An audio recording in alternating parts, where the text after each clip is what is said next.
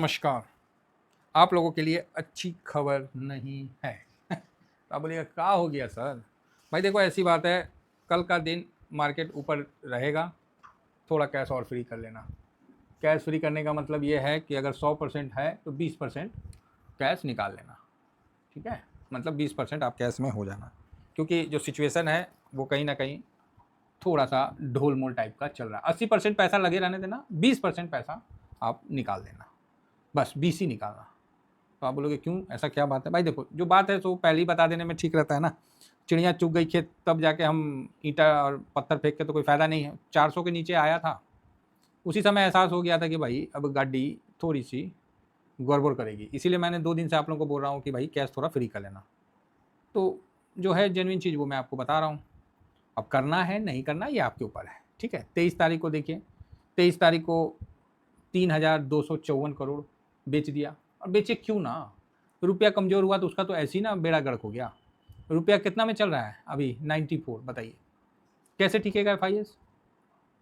कैसे टिकेगा आप ही बता दीजिए। तो भाई उसकी तो लंका लग गई, तो भाई बेचेगा। देखिए 94.03, यही रुपया 92 पे बना रहता तो ठीक था। 9230 से ऐसे टूटा है जैसे इसके मतलब क्या बताएं, चोर लग गया इसके पीछे। तो यहाँ 94.80 एफआईएस का काफ़ी नुकसान। एफआईएस ने बेचना ही था, वो तो क्लियर ही थे हम लोग। फिर भी 3,000 करोड़ यहाँ आपको दिख रहा है तो अच्छी बात है। अब आइए थोड़ा सा इंडेक्स फ्यूचर और इसमें चलते हैं। तो यहाँ आपको दिख कुछ कम रहा है तो इस पर मत जाइएगा, ठीक है? दिख कम रहा है, इस पर मत जाइएगा। 205 पॉइंट का डाउन हुआ है और ये जेन्युइन डाउन है। अब आप मेरे से पूछिए, मैं कंफर्मेशन कर रहा था और यहाँ मुझे कंफर्मेशन हो गया है, तो इसीलिए मैं थोड़ा सा अब सेफ साइड में बैठूंगा।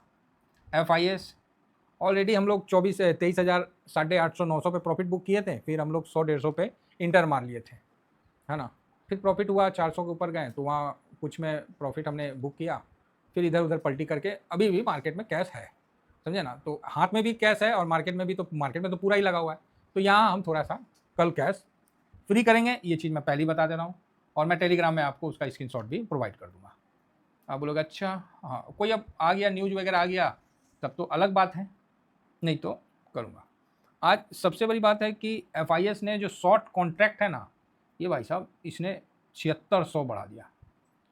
जो अभी शॉर्ट कम किया था उस शॉर्ट खटाखट बढ़ा दिया।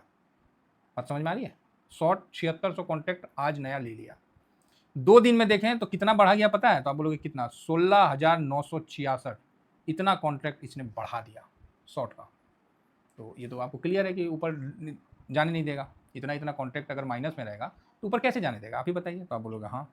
डीआईएस ने भी आज इतना ही मतलब कॉन्ट्रैक्ट माइनस कर दिया। मतलब ये माइनस किया, इसने लॉन्ग पोजीशन को छोड़ दिया। बात समझे? इसने लॉन्ग पोजीशन अपना कम कर लिया। 2 दिन में इसने भी 4203% का 4203 कॉन्ट्रैक्ट को कम किया 2 दिन में, 4,203। हम लोग ये देख रहे थे कि कल जिस तरह से मतलब आज जो है पब्लिक ने सिर्फ इतना कॉन्ट्रैक्ट बढ़ाया है, इतना कॉन्ट्रैक्ट आज लॉन्ग पोजीशन में बढ़ाया है। और 2 दिन में देखा जाए तो 20,566 कॉन्ट्रैक्ट बढ़ा दिया। बताइए 2 दिन में 20,566। और प्रो ने आज 8,832 कॉन्ट्रैक्ट को बढ़ा दिया है। इससे क्या होगा? इससे क्या होगा?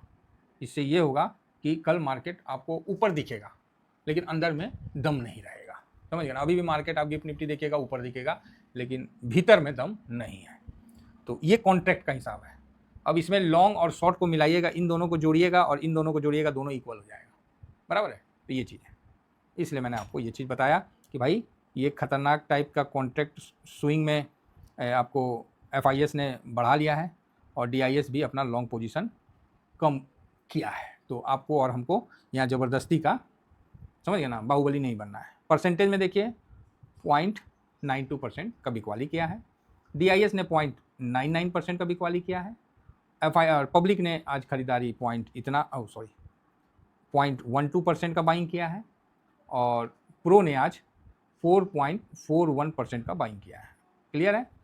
एफआईएस ने कॉन्ट्रैक्ट कितना, तो 7,600 कॉन्ट्रैक्ट को शॉर्ट किया है, मतलब शॉर्ट को बिल्ड किया है इतना में। डीआईएस ने भी आज अच्छा पोजीशन अपना कम किया है। पब्लिक ने भी आज पोजीशन 0.12 है तो कल ज़्यादा बन गया था तो आज इतना ही बढ़ाया है। और प्रो ने 8832 का पोजीशन बढ़ाया है। तो सबको, इन दोनों को जोड़िए और इन दोनों को जोड़िए, बराबर हो जाएगा। तो यहाँ लॉन्ग और शॉर्ट का आपको जो भी आज हुआ है तो वो आपको बराबर मिल जाएगा। परसेंटेज में ये हुआ है। FIS जो परसेंटेज है अभी 20.80 पे है और DIS ने 73.94 कर लिया, 86 से 73.96, मतलब मोटा मोटी आपको 13-14% तो कम कर ही लिया। तो हम लोग 20% कैश फ्री कर लेंगे तो क्या गुनाह कर देंगे? कोई गुनाह कर देंगे? बस 80% पड़ा रहेगा, 20% कैश होना चाहिए, पोर्टफोलियो के हिसाब से हो जाना चाहिए। समझ रहे हैं? जरूर करिएगा, ध्यान रखिएगा इन चीज़ों को। तो आप बोलोगे सर क्यों आगे आने वाला समय में खराब दिख रहा है? भाई खराब दिखे नहीं दिखे वो बात की बात है, जो है सो है ना। अभी तो ये चीज़ तो आपको कंफर्म हो गया ना कि हाँ भाई अभी ऊपर खींचना मुश्किल हो जाएगा। हाँ ये बात अलग है कि अगर ट्रम्प साहब अब कुछ बोल बाल दिए तब तो अलग बात है, अदरवाइज नहीं। मेरा तो ये मानना है। बाकी मैं किसी को बाई सेल का रिकमेंडेशन नहीं दे रहा हूँ, मैं तो एक नॉर्मल चीज़ बता रहा हूँ कि इस मार्केट में रहना है तो कैश है तभी आप मार्केट में जीवित हैं। कैश खत्म, सब पार्किंग में चला गया तो मुंह ताकते रह जाइएगा। ठीक है। यहाँ आज FIS ने 8,277 करोड़ का बिकवाली किया है। अगर मेरे से पूछे तो क्यों ना करे भाई, क्यों ना करे, आप ही बताओ ना। उसका तो इन्वेस्टमेंट ऐसे टूट गया। अगर वो 92-30 पे किया तो 93 हो गया, 94 पहुंच गया। उस बेचारे का तो ऐसे टूट गया पैसा, ₹1.70 तो ऐसे टूट गया। आप ही बताओ। तो इसमें आप उनको गलत बोलिएगा तो वो सही नहीं है ना।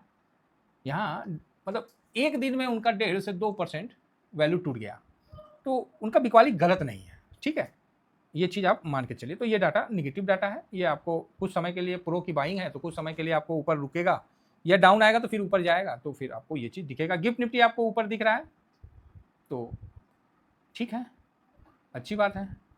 तो अगर कल अप में जाता है 255 जाता है तो कल 24,000 आपको तोड़ देगा। ये कहीं ना कहीं आप इस चीज़ को समझ लीजिए, 24,000 तोड़ने का पूरा इसका स्कीम सेट हो गया है। अब ट्रम्प अचानक से या ईरान की तरफ से कोई अचानक से न्यूज आ गया उसका तो सर हम नहीं बता सकते हैं, लेकिन ये चीज़ है। तो फ्राइडे से मंडे तक जो कल का समय रहेगा तो थोड़ा कैश हाथ में रहेगा तो दम रहेगा, कैसे नहीं रहेगा तो कौन चीज़ का दम रहेगा, इसको भी ध्यान रखिए। 24,000 कोई इंपॉर्टेंट सपोर्ट नहीं दिख रहा है ना, बिल्कुल नहीं दिख रहा है। पूरा ऑप्शन चेन में बेरिश बना हुआ है और 24,000 पे ये देखिए, ये 12,000 का पोजीशन भी कट हुआ है। तो ये चीज़ आप समझिए, हो सकता है शॉर्ट किए वाले लोगों ने अपना पोजीशन कम किया होगा, तो ये भी पॉसिबल है ना।